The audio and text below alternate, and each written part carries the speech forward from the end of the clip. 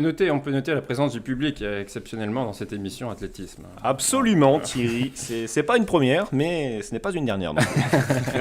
Et on va tout de suite passer justement au débat du jour. Donc ça sera un débat sur l'athlétisme aux Jeux Olympiques. Alors cette année, on va avoir un programme de fou et une nouveauté dès la cérémonie d'ouverture. Parce que figurez-vous les Thierry que la cérémonie d'ouverture cette année, la délégation française sera avec 2 porte-drapeaux pour une première.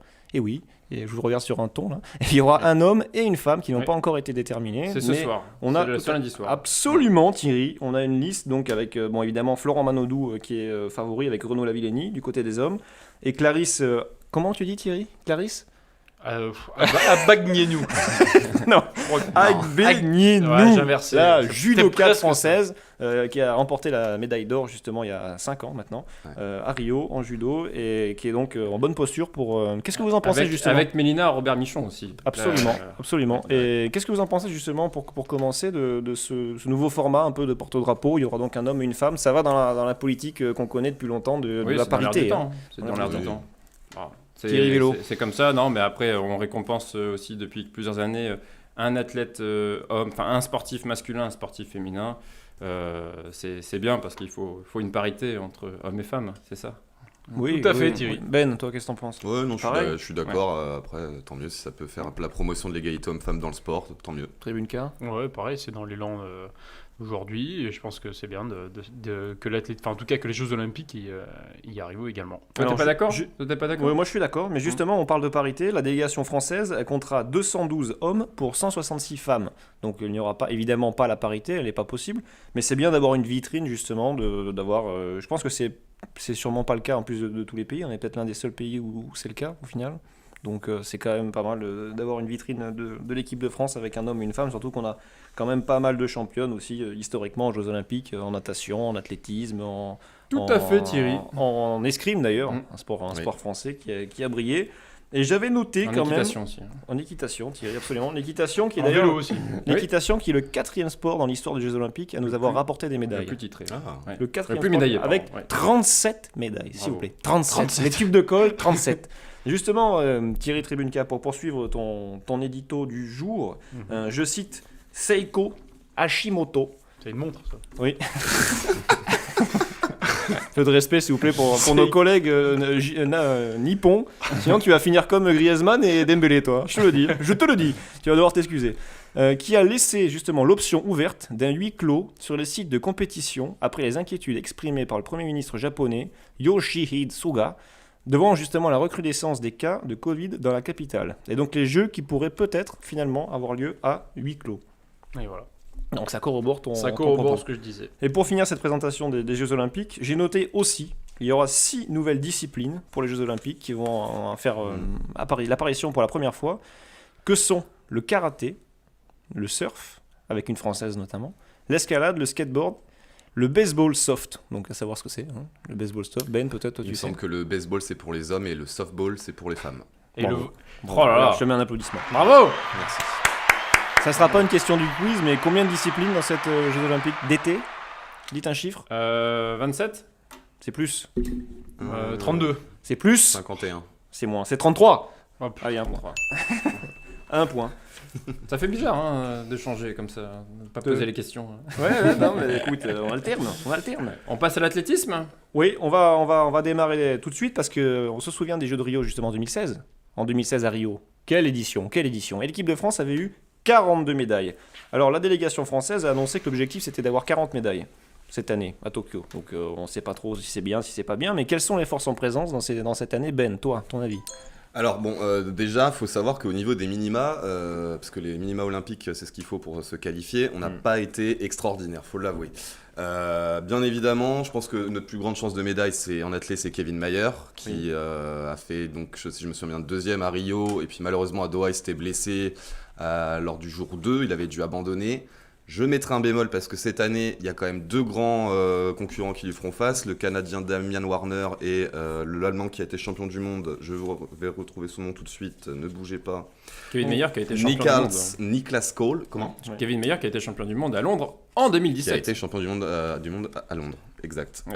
Au-delà de ça, je pense qu'on a des chances au 110 mètres haies, parce que comme chaque fois, on se retrouve avec notre triplette française, Pierre Martineau-Lagarde, William Bellocian et Aurel Manga, qui au niveau des minima olympiques, les 3 sont dans les 16 meilleurs temps qui ont été réalisés, donc logiquement ça pourrait aller chercher une finale, les 3, espérons au moins 2 médailles.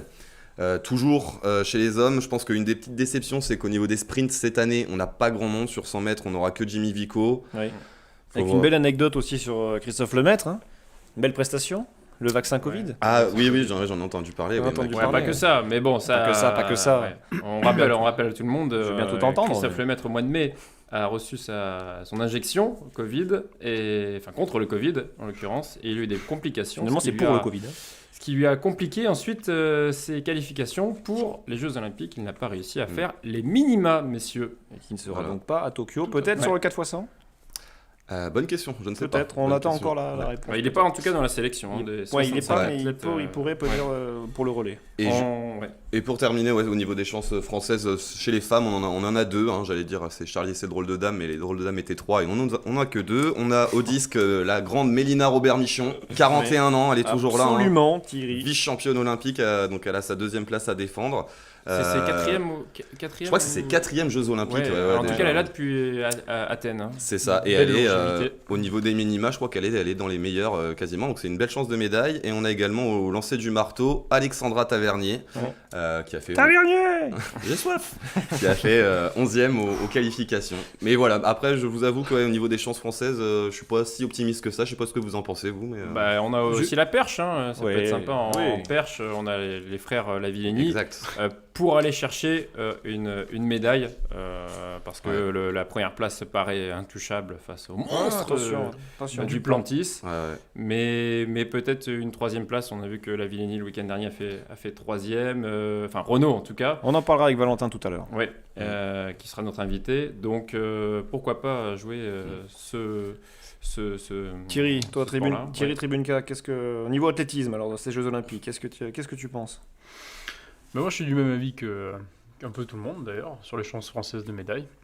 Alors, je ne vais pas répéter ce qui a déjà été dit. Mais hâte de voir aussi comment va se dérouler la compétition avec le Covid. On en parlait dans nos éditos. Après, si je reste sur le sportif, je vais me mettre pépère devant la télé. Moi, j'aime beaucoup le saut à la perche. Donc, féminin?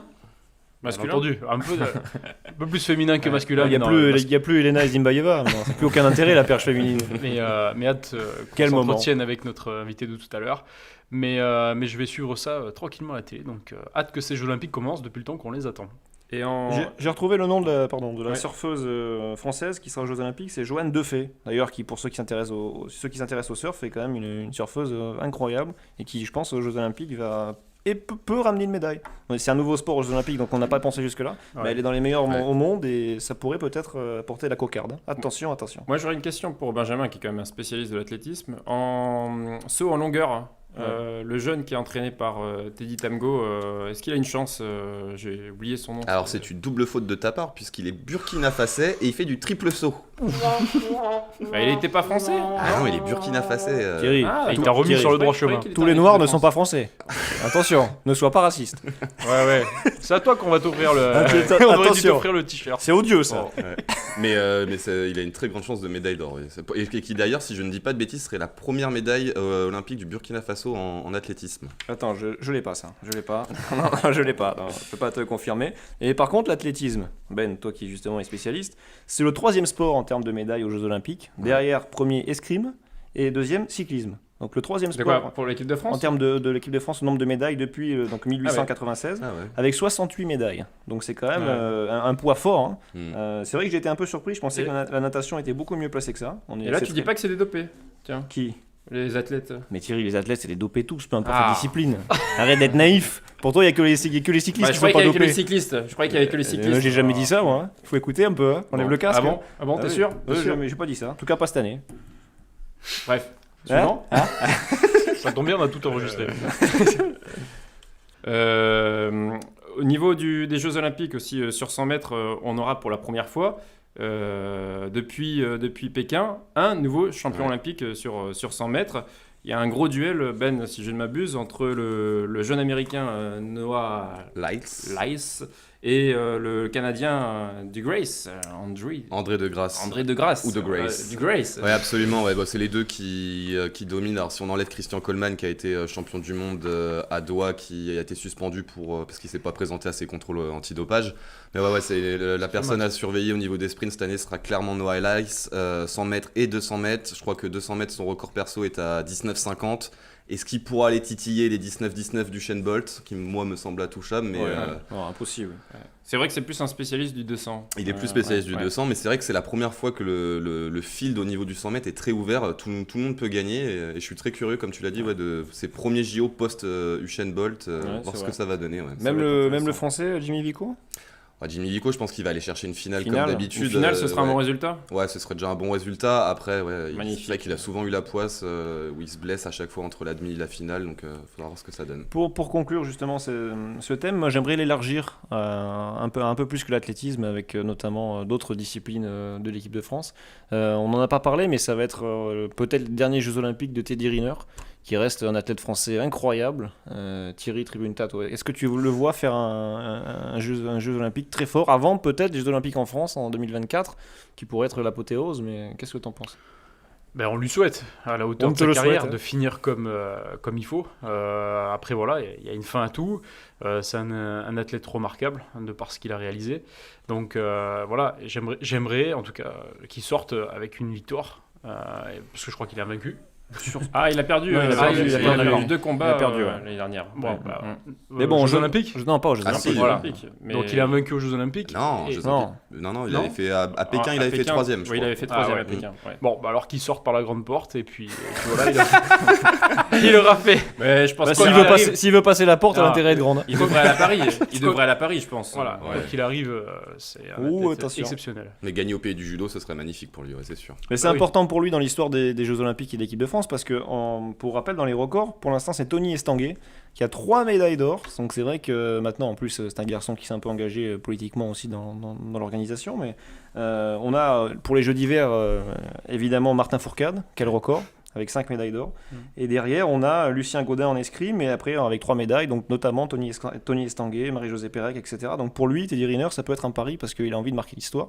Et comme beaucoup de champions, même en natation, à un moment, maintenant on a Florent Manodou, mais on avait Laure Manodou avant. En natation, justement, les Thierry vélo. Camille Muffat aussi, Ouais, à ouais. l'époque, qui Ouais. dominait. C'est vrai. Justement, Outrageusement. en natation, Thierry Vélo, est-ce que tu penses qu'on peut aller gratter une médaille? Je ne sais pas. Honnêtement, c'est pas mon sport. Je peux pas répondre à la question. Ouais. Bon, bah, n'y répond pas alors. Bah, la preuve. Ben, Ouais, bah pareil, je suis pas très spécialiste, mais je pense que la qualité de l'équipe de France à chaque Jeux Olympiques, à part à Rio, c'était un peu plus tendu, mais les relais déjà devraient nous rapporter quelques médailles. oui, la natation, pour poursuivre ce que tu disais, à Rio, c'est vrai que ça a été faible, on n'a eu que 3 médailles. 3 médailles en natation, 2 argents, 1 bronze, donc on n'a pas eu de titre. Donc c'est vrai qu'il y a une pente un peu descendante. Thierry, Tribune K. On peut pas être meilleur tout le temps, hein, je veux dire. Bon, il y a une génération qui s'en va, alors elle n'est pas forcément renouvelée là pour ces JO, Ouais. mais bon, on va suivre ce qu'ils vont faire, on va les encourager. On avait fini 7ème au tableau des médailles en 2016. C'était le même classement qu'en 2012 à Londres. Quel est votre pronostic justement pour cette année, ces Jeux Olympiques? Ben, pour toi, on va commencer. Nombre de médailles ou place Ouais. au classement? Non, nombre de médailles, oui, on peut faire aussi les deux, on peut faire les deux. Alors médaille et place au classement. Allez, Ben. Allez, on va dire un petit 6ème avec... Combien t'avais dit à Rio? À Rio, il y a eu 42 médailles pour l'équipe de France, Allez. 10 en or, 18 en argent, 14 en bronze, et donc un total de 42. On avait fini à la 7ème place. Allez, 6ème avec 45 médailles. Tribune K. Allez, 8ème avec 38 médailles. Vélo.